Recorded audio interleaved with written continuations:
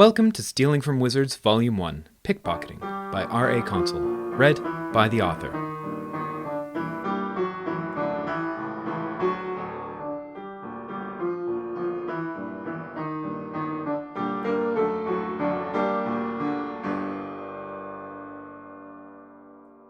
Chapter 8, Autumn Lodge.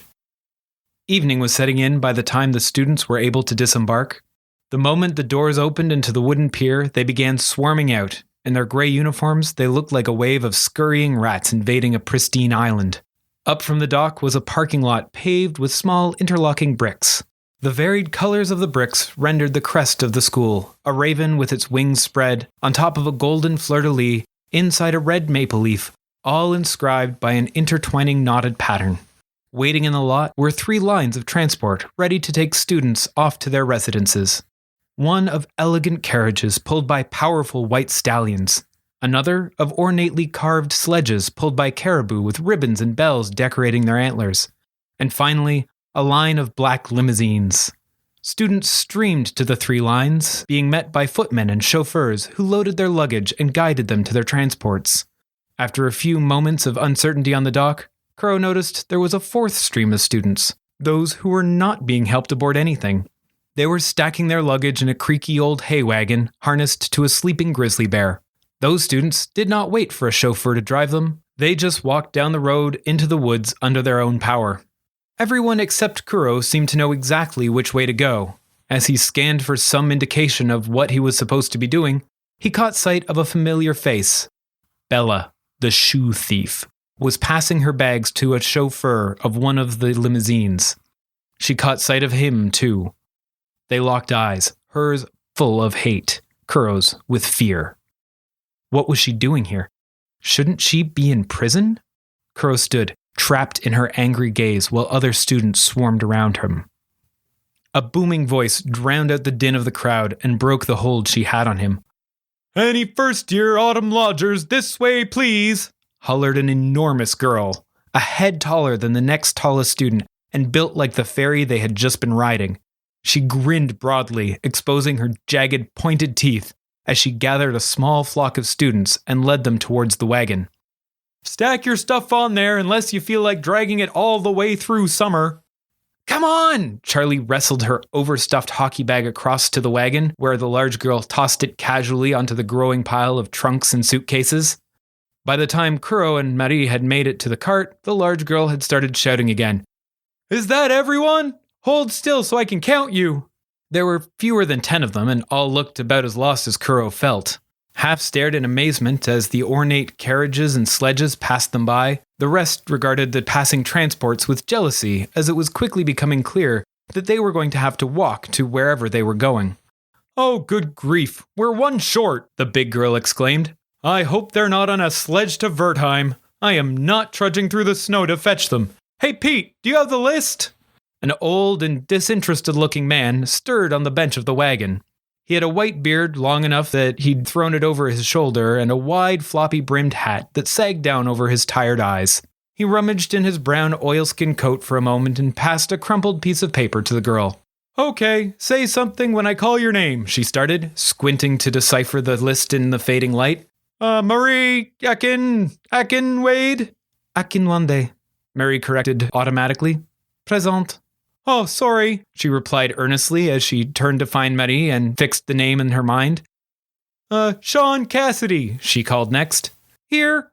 He was a pale boy with startlingly orange hair and green eyes. He would look every bit the part of a prince of the summer court if it weren't for his poor posture and crooked teeth. "Charlotte Cook." The name wasn't even out of her mouth before Charlie's hand shot up and she shouted, "Hello, you can call me Charlie. What's your name? Are you in charge? When do we find out our roommates? Will there be dinner?" "Oh, hold on," the big girl laughed.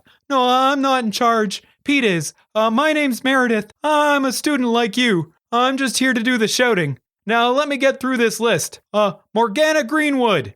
"Here," replied a raven-haired girl quietly. Do you go by Morgana?" I prefer Morgan if that's okay." "Yeah, that's great," replied Meredith. "Our other one goes by Anna. Oliver Kagan." A rather round and frightened boy sputtered out something approaching an affirmation. Kuro guessed him to be a firefly, and he wasn't acclimatizing even as well as Marie. Magnus, sing! Here. She appeared cool and confident, purposely ignoring the passing parade and fidgeting with her long dark braid. She looked a bit of an oddity, with features of an Alfheim elf, tall and broad with golden eyes, but her skin and hair were much too dark. Mixed heritage, Kuro guessed. That was probably why she wasn't in one of the sledges or with the other children of the Winter Court residents. Jennifer Tanaka! Uh-huh, replied a girl who was too distracted by the beautiful white horses trotting by to pay much attention. Ali Khaldoon! Here. A broad boy beside Kuro quickly responded. Arthur Wood! Arthur Wood! Meredith repeated. There was no reply, but Pete mumbled something from the wagon, to which Meredith replied, Arrived last week? Why didn't you tell me? Oh, well, whatever. That explains the missing one, I guess. We should get going. We'll see you at the other end. She waved off Pete, and he rolled away, the sleepy grizzly pulling the overloaded wagon along the road into the woods. She called the group of first years after her. Keep close and stick to the side of the road as we walk. It's no good getting run over on your first day. There's food at the other end, but we've 3 seasons to get through before that. They began to march up from the docks and into the cool green woods. Flowers bloomed all around, and pink petals from cherry trees danced in the breeze. It was the most beautiful place Kuro had ever been. However, he was too distracted by another concern to attend much to the scenery. Meredith hadn't said his name. She'd stopped after Arthur without finishing the list, and Kuro had the nagging fear that he was going to the wrong place, or that there wasn't a place for him at all.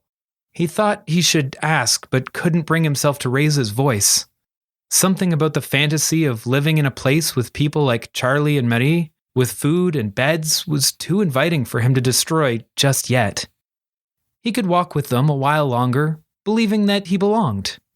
After a few 100 yards, the thick woods broke to reveal a wide lawn with reflecting pools, blossoming topiaries, and fountains. Beyond them stood Le Château du Printemps, residence of the Spring Court. It was white-walled with arched windows that stretched multiple stories. Narrow spires reached up into the sky, competing for majesty with the willows that surrounded the grounds. The horse-drawn carriages pulled off the road and up the long driveway to deliver their passengers. The autumn lodgers grumbled about having to walk clear across the island, while the Acadians rode like royalty for a tiny fraction of the distance. Someone pointed out that some of them were royalty, which was met with more grumbles. Charlie struck up conversation with anyone who would listen to her as they marched on. She hadn't the manners not to ask questions that shouldn't be asked of people. They quickly learned that Meredith was half ogre on her mom's side, Magna's mother was an elf, but her father was a wizard who had emigrated from India. Jennifer was from Vancouver and worried that she wasn't really a witch. Oliver had a terrible stutter when he was nervous and couldn't get anything useful out of him. Charlie's exuberance helped relax Kuro.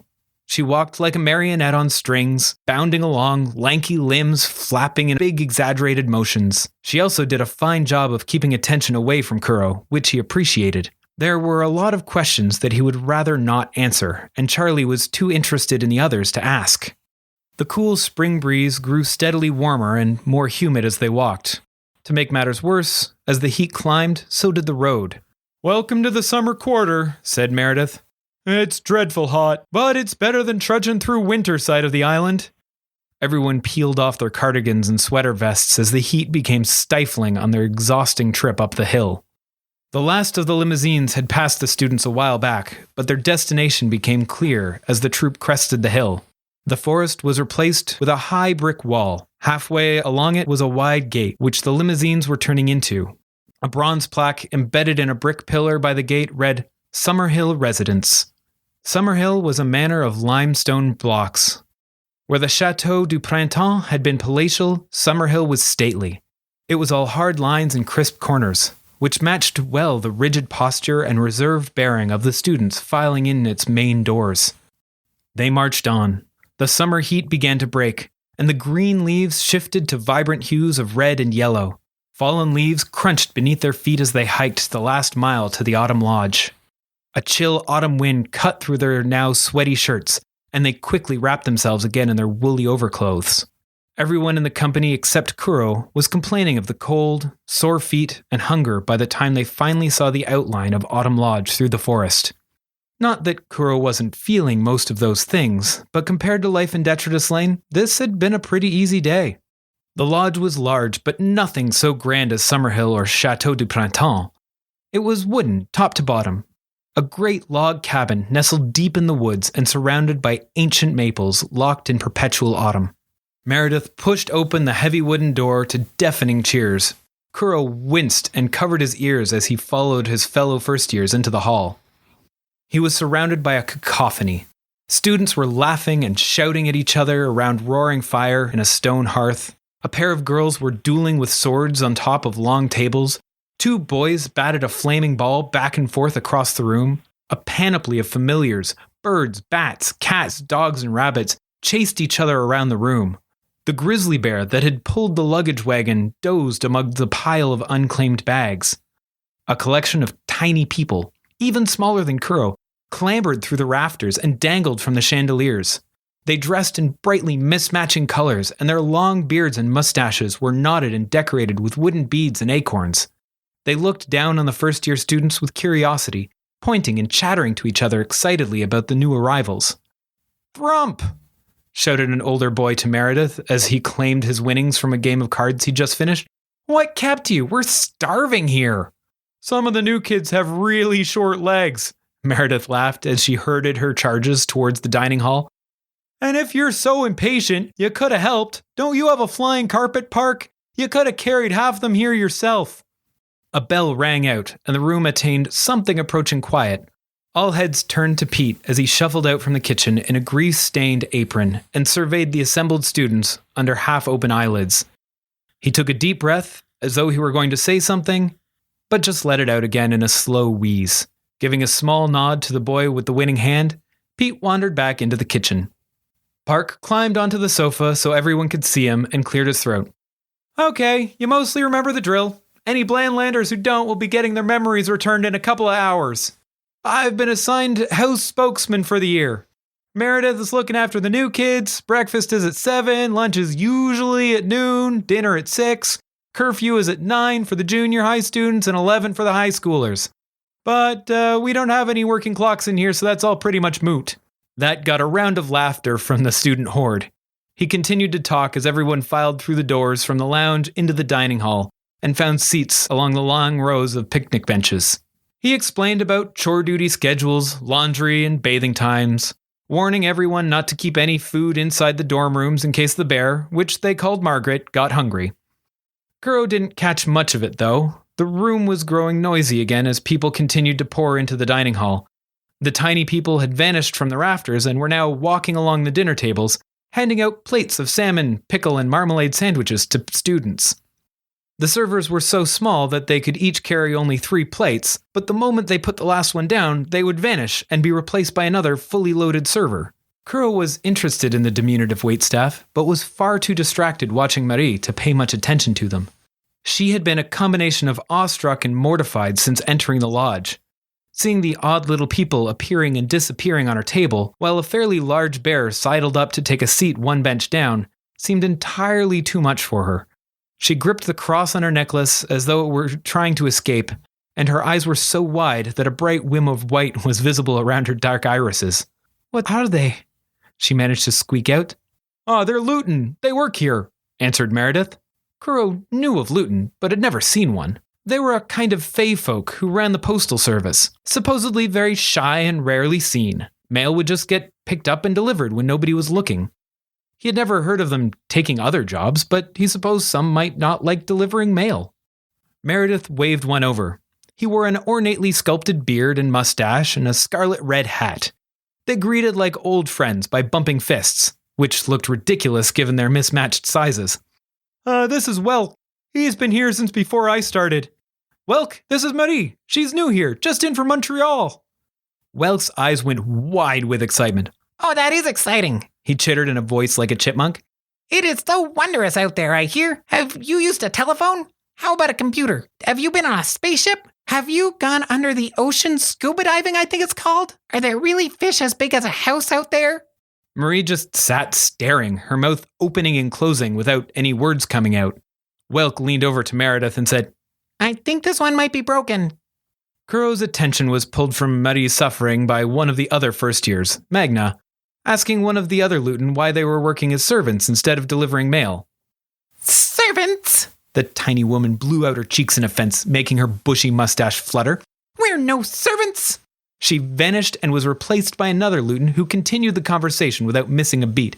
We are no servants. If you want servants, talk to the strays they employ at one of the other residences. He stuck his nose high in the air, took a step, and was gone. But another appeared to take his place, straddling Magna's plate and waggling a finger. We work here because of an old and sacred vow to the autumn court. Also the weather. Another cut in. And the money. Said another. And the food. Chimed in one serving a sandwich to Kuro. Sean Cassidy was inspecting his sandwich with deep skepticism. About the food, he said, interrupting the Luton chorus. It's a bit weird. Is it? Said Welk, reappearing in front of Sean and joining the inspection of his lunch. It's all things wizards like. Sean examined the contents of the sandwich. Yeah, I guess, he said. But not all at once. I mean, salmon and marmalade? You get used to it pretty quick, said Meredith, already on her second sandwich. Just don't think about it too much. Kuro's attention was pulled from the conversation by Charlie, loudly apologizing for spilling her neighbor's orange juice. Oh, I'm so sorry, she said as she fumbled for a napkin. I'm Charlie, by the way. You must be Arthur. You're the missing boy. Well, not missing, but you weren't on the boat. You got hurt early, right? Did you get to do any exploring before we got here? Is there anything cool to see? The boy was frozen in place as Charlie clumsily mopped up the juice. He appeared petrified by any attention at all being paid to him. Arthur was a thin boy, rather tall and unusually well-groomed compared to the rest of the residents of the hall. His uniform was neat, his hair was carefully combed and parted, and he even wore his tie. He stared committedly at the plate and took several seconds to work up the courage to say, yes. Yes to what? It didn't matter, as Charlie was back to wondering aloud about their classes and teachers and monsters hiding in caves beneath the island guarding ancient treasures. Kuro sat quietly and did his best to be invisible. He still had no real assurance that he was in the right place, and the uncertainty was slowly retying the knots in his stomach, a knot that got tighter and tighter as he grew to like the lodge. It was warm, and the people were rowdy and common, and he couldn't help but like Charlie. He knew he'd have to find out for certain eventually, but that could wait, at least until after he was fed. Perhaps he could sleep under a couch by the fire and avoid the whole topic for a few days. As lunch cleared, the older students hauled their luggage to their rooms. Once the dining hall was adequately emptied, Pete waved the first years over, then handed Meredith a list of room assignments, sat down, and promptly fell asleep. Meredith took the sheet and started reading off names. Singh and Tanaka, room 1, over that side. She pointed to the door on the left side of the hall, clearly marked girls. They nodded to each other in approval of their assigned pairings and moved off. Cassidy and Kagan, you're in room 2 on the boys' side. The pair shook hands and grabbed their suitcases. Cook and Echo Nwande, room 2. Charlie burst with delight, threw her arms around Marie, then bounded off to their room. Marie followed in a much more subdued fashion. Meredith continued through the list, pairing off roommates and sending them to their dorms, until Kuro stood alone. The only remaining boy besides him was Arthur, the shy boy with the neat clothes. He was still meticulously eating his sandwich with a knife and fork. Kuro fidgeted nervously and considered hiding. He felt exposed. Despite the friendly glow in Meredith's eyes, her smile of jagged, pointed teeth and towering size did nothing to put Kuro at ease. He swallowed hard and felt the wind building around him, ready to push him off if he dashed for the door. A door he now saw was guarded by a dozing bear. Meredith looked to Kuro and back to her list of rooms several times and scratched her head.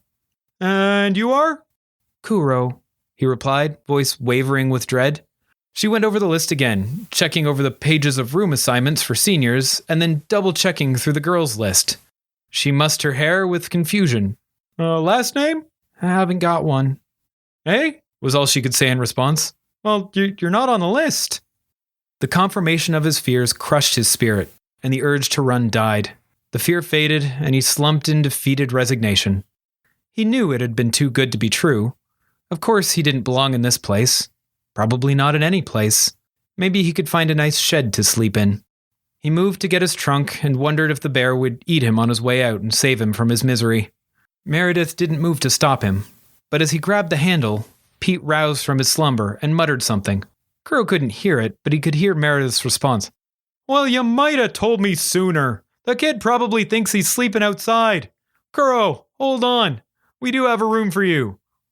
You do? A lump started to form in Kuro's throat, a cruel moment of hope that threatened to bring tears. Yeah, see? She held up a piece of paper written in the same hand as his acceptance letter. He squinted to read it. Special assignment for a late edition. Please put Kuro in the second bed in room 1. You're in with Arthur Wood, she said, patting Kuro on the back and spinning him to face the shy boy still at the table. Hey, Arthur, meet your new roommate. Arthur dropped his cutlery and went stiff as he looked in horror at his ragged new roommate. Meredith slapped Kuro on the back and said, Welcome to Autumn Lodge. Thank you for listening to Stealing from Wizards. If you liked our show, please consider rating or reviewing on iTunes. If you want to support this podcast or just can't wait for the next chapter, the full book is available on Amazon, Kobo, and Indigo. Our theme music was written by Camille Saint-Saëns, transcribed by Franz Liszt, performed by Rebecca Verdun, and used with permission. This episode was produced by Jim Tigwell.